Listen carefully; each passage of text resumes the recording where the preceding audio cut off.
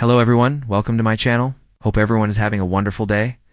Before starting the video, please go ahead and hit the subscribe button and give this video a like up. Mariah snaps on Tessa and Phyllis gives Nick and Sharon shocking news. Monday, June 9th, 2025. Today, on The Young and the Restless. Daniel expresses concern about Phyllis's plans. Sharon backs out on Nick, and Tessa grills Mariah. Home.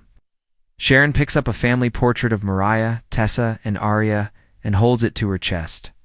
Nick comes to the door and begins rambling about the trip to France. He has already planned out an itinerary for their free time, their beaches and restaurants they can hit up when he's not busy watching out for his mom. Nick notices something is wrong. Sharon admits she's worried about Mariah. Her daughter is hurting and won't tell her or Tessa about it. She immediately assumed it must have been a one-night stand, but this seems like something more traumatic. Mariah has refused to seek therapy and has shut down all her attempts to discuss this. Nick is sure that Mariah is tough and resilient and will get to the other side of this. Sharon isn't so sure. It's like a dark cloud is over her daughter, and she's terrified. Sharon muses that Mariah's memories of Ian are torturing her.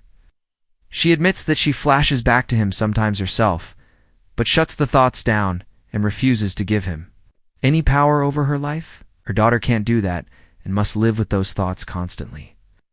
The damage Mariah is doing to herself by refusing to get help is hard to watch. Sharon isn't sure it's a good idea for her to go to France. While her daughter is dealing with this, Nick can understand, but he admits he'll be disappointed if she doesn't go. Sharon wonders what he means by that. Nick says they had a great time in London, and it reminded him that traveling with her is a lot of fun. He was looking forward to doing that again. Sharon says she had fun too, but this trip would be different, since it would be the two of them. He points out a lot of other people will be there, and admits he's worried the trip feels like a disaster waiting to happen. He doesn't like that Dumas is dominating all of their lives and will probably tell him that. If Dumas goes after Chancellor, and his mom Nick will go after him.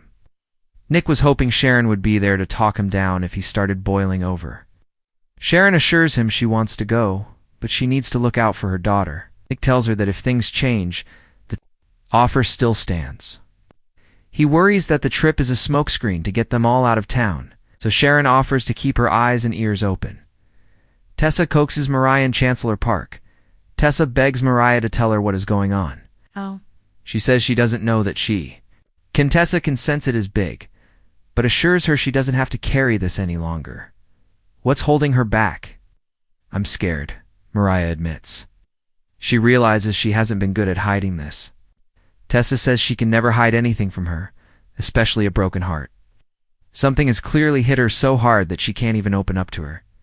As Tessa pushes, Mariah tells her she won't understand it because she doesn't understand it herself. There is nothing safe in telling you about what I did, she says. Nothing. Tessa assures her wife will always be safe with her. That's not making this easier for Mariah.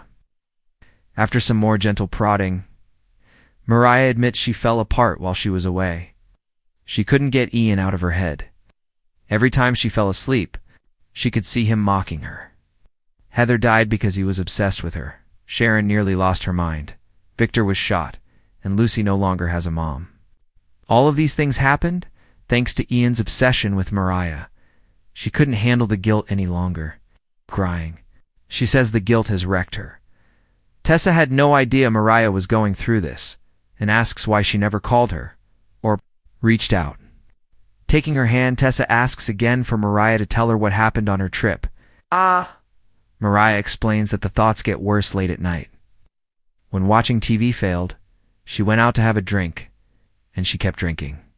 Tessa is surprised to hear this, but she's not angry. Mariah says she should have been thinking of her and the baby, but she wasn't. She felt heartbroken and lost. As she flashes back to drinking with a man in a bar, she shudders. Tessa pleads for her to tell her what else happened. This has gone on too long, and she needs to know so they can move on. With tears running down her cheeks, Mariah flashes back to the man again. He offered her his hand. As she remembers taking it, she shudders. Again, I can't go back there, she blurts out, leaping from the bench. Tessa pleads with her not to shut down again, but Mariah runs. Daniel rains on Phyllis Perret in the club dining room. Daniel excitedly tells Phyllis that something finally clicked for him today. Never imagined that playing the guitar would be the thing to pull him out of the hole he's been living in. Tessa has been fantastic and a great teacher. They even wrote a song. At the first opportunity, Phyllis whispers she has news about Dumas. Her son grimaces, and she guesses he won't want to hear this. Daniel reminds her that Duma ducked out of their last possible meeting, but his mom insists it will be different. This time because Amanda has procured an invitation for her. Worried, Daniel assumes she will take an expensive trip to Nice, and nothing will happen. She explains all the heavy hitters in Genoa City have been summoned, and something big is going down. She's looking forward to watching them squirm, and then using what she learns to her advantage, Daniel's sure she'll just get the door slammed in her face again. Wishes she would listen to reason and stay home. Phyllis complains no one at home will hire her. She knows that Duma has his eye on Chancellor and something big is going down. You are just going to be a sitting duck caught in the crossfire, Daniel warns. Phyllis insists she's prepared to pounce and will capitalize on whatever goes down. All the idiots who make fun of her will be forced to eat their words. Daniel warns she sounds like a desperate shark swimming around for prey. Phyllis doesn't appreciate the analogy. She's just trying to get back on top where she belongs. It's called ambition, and you could use a little of it, she points out. Daniel refuses to apologize for spending his time playing guitar to get peace of mind. His mom says that won't put bread on the table. Phyllis is trying to restore her sanity and says she's doing this for him too. Daniel doesn't want her help, but she's convinced he'll change his tune when she comes back with the world. In the palm of her hand, Phyllis makes her way to the bar, where Daniel repeats that going to the party will not get her what she is looking for. She tells him she'd be an idiot not to go to a party where the mystery man will reveal himself. Daniel knows he's being a drag, but he doesn't want to see her let down again. She asks him to trust her instincts. Dumas is a powerful guy. She'll make him love her and beg to work with her. Phyllis is confident she'll end up as the biggest deal in town. She's as relentless as a shark. Sharks are winners, and so is she. She makes her son promise not to be a buzzkill next time she sees him. Phyllis updates Sharon and Nick as Daniel heads out. He runs into Nick and Sharon in the foyer. Nick starts chuckling as Daniel asks him to talk Phyllis out of her latest crazy business idea. Even without knowing the details, Nick guesses Daniel is right that it will end poorly. After Daniel warns this scheme is out there, even by his mom's standards, he exits. Nick and Sharon approach Phyllis by the bar. They chat about Nikki's party and her fancy new car. Phyllis is surprised that Sharon was at the shindig, given that she's hardly Nikki's favorite person. Nick looks uncomfortable as Phyllis pastes on a smile, and Sharon explains she was Nick's guest. Phyllis brings up the Dumoff party and jokes that it sounds like he'd better hire a referee to get between the Newmans and Abbotts. Nick admits he doesn't know why the Winters family were invited.